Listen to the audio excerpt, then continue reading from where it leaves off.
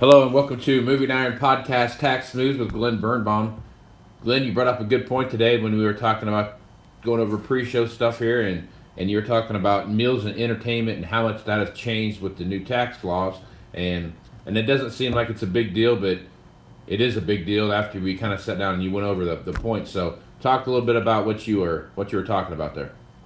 Yeah, Casey. So this is another rule change as a result of tax reform that was passed last December. And so a lot of things, in tax reform, there was lower tax rates generally. There was some wider tax brackets, and these are generally good things. There was also the new 199A deduction that gives us kind of a free 20% deduction potentially on our business income. So these are all things that, generally speaking, lowered people's taxes. Well, there were some offsets, some things going the other way.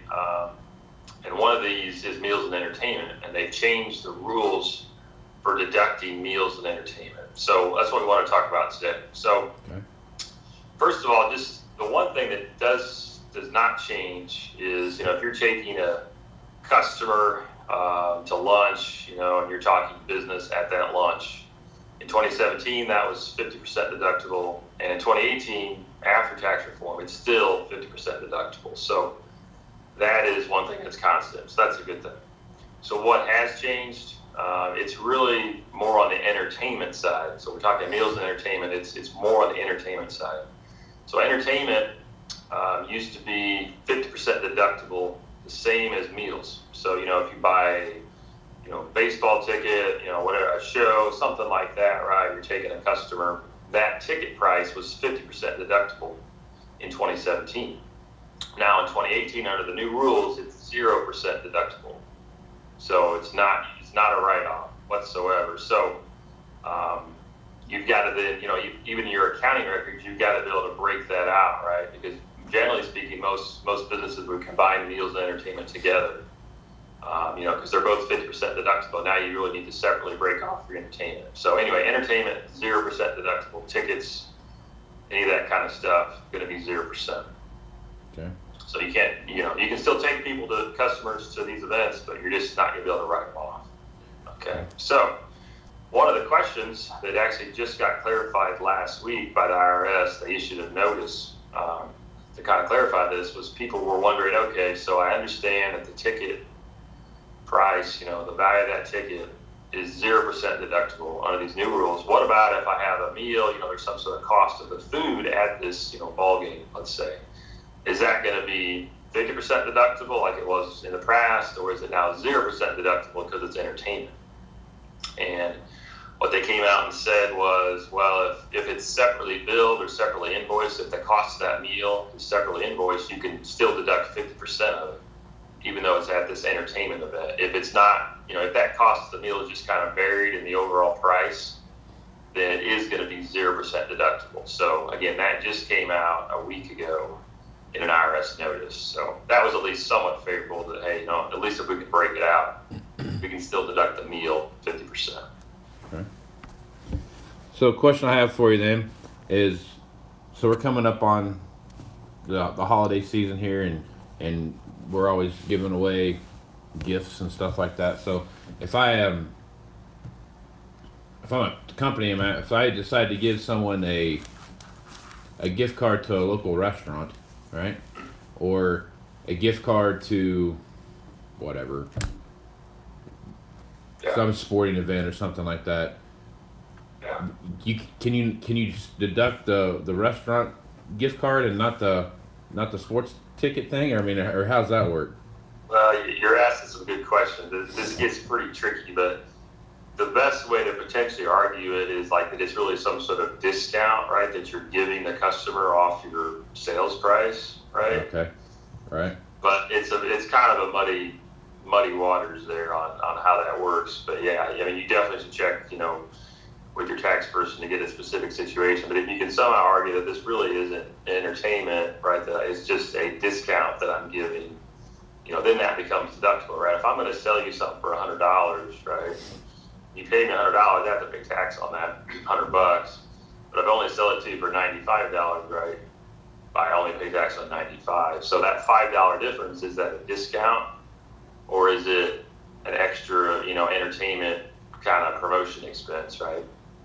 So it gets tricky. I don't want to forget maybe even a bigger issue for farm clients and a lot of other clients would be if you have employees, working overtime during certain times of the year, right? You might be providing them with meals, right? Or harvest during planting, providing them with meals, not all the time, but just during these peak times because you want them to stay working, right? You don't want them to have to go somewhere to get food. So they call it kind of the convenience of the employer. So it's for the benefit of the employer, it makes most sense. So these meals in the past were 100% deductible. Even like, at our CPA firm here, we have pizza brought in occasionally during tax season, right? That was 100% deductible. Now in 2018, that's only 50% deductible. And actually, started in 2026, under the rule as it is right now, those would become 0% deductible. So you might remember this, Casey. That's some of these provisions sunset in 2026. It was a way to make the $1.5 trillion budget kind of work. So basically, these what we call convenience of employer meals are potentially 0% deductible in 2026. Now, hopefully something will change there, but that's part of the reason they were able to make the budget work. So just be aware of that. So the one thing that would be still 100% deductible, this is an interesting point here, is if I have coffee and donuts and that is in the reception area of my business, right? It's available to the public is the key thing. Then that is still 100% deductible. Okay, because it's available to the public. If those items are in the back cafeteria, right? Those same items, okay, coffee, donuts, whatever it might be. If those are in the back cafeteria that are basically not available to the public, they're for your employees, then those become 50% deductible. So it's a real interesting fine line there about what's available to the public versus not. All right. So if you had a customer stop by and you had ribeye steak dinner up in the reception area, then you're good to go. Good question. I think the key would be if you're willing to have everybody, if anybody in the public, right? They just walk in and say, right. Hey, I hear you got ribeye steaks. Then you can deduct them 100%. I guess. It just ran out.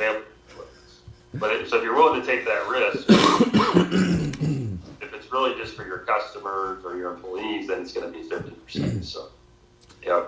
You can just tell them you ran out. Yeah, it's tricky, but it's certain industries, clearly do more of this type of thing. So it can impact them more. Now, it's important that there in some cases is this entertainment? Is it advertising? There can be some other potential things, but the meal, a meal is going to generally speaking be 50% deductible in most cases now. Pretty much, all meals 50% deductible, just as a general rule. And then any sort of entertainment, you're doing it for other reasons than getting a tax write-off. That basically the IRS's position is, really Congress, because Congress set this rules that they weren't going to be subsidizing businesses buying, sporting tickets, for example, or theater shows, anything like that. No longer is it deductible. So that's the rules that they are now. Again, generally speaking, it's going to cost some taxpayers some money, but probably the other provisions are going to offset that, and you're still probably overall going to be better off. But you got to look at your own situation. Talk to your tax advisor. Again, we're not really giving tax advice here today. We're just trying to give some overview, let everyone know what these rule changes are. So right. Okay. One question for you, real quick. You brought it up Sure. here. So let's say I have 10 customers that I'm trying to get their business, right? But they don't know who we are, so I set up an event at the Broncos game, right? Yep. Which don't know why anybody would want to go to watch a Broncos game, but whatever. And I just say, hey, you know what? We're gonna have this event. Here's the pass. Come and get it. So would that be more advertising? Is that what that is, or would that be more still buying tickets to a game for a customer? No, I think that's buying tickets to the game. Yeah, it's not. It's not going to be general advertising. If you got a sign, in the stadium, right? Mm-hmm.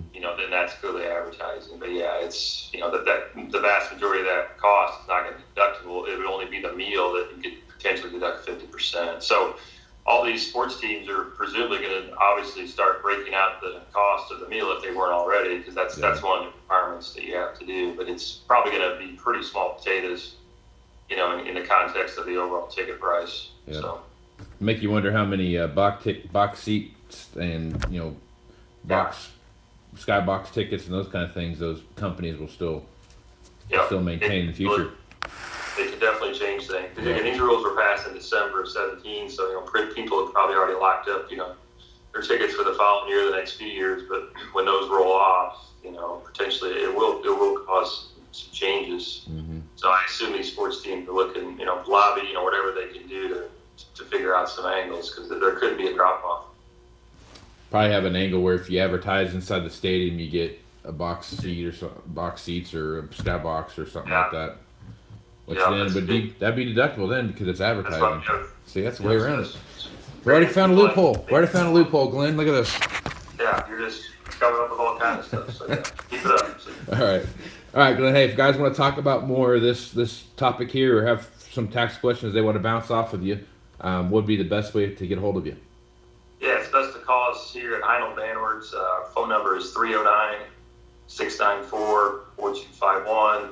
Or you can always look me up on Twitter it's at Glen Birnbaum. Right on. All right, Glenn. Well, good stuff as usual, and we'll talk to you next week. All right. Thank you, Casey. Take it easy, man.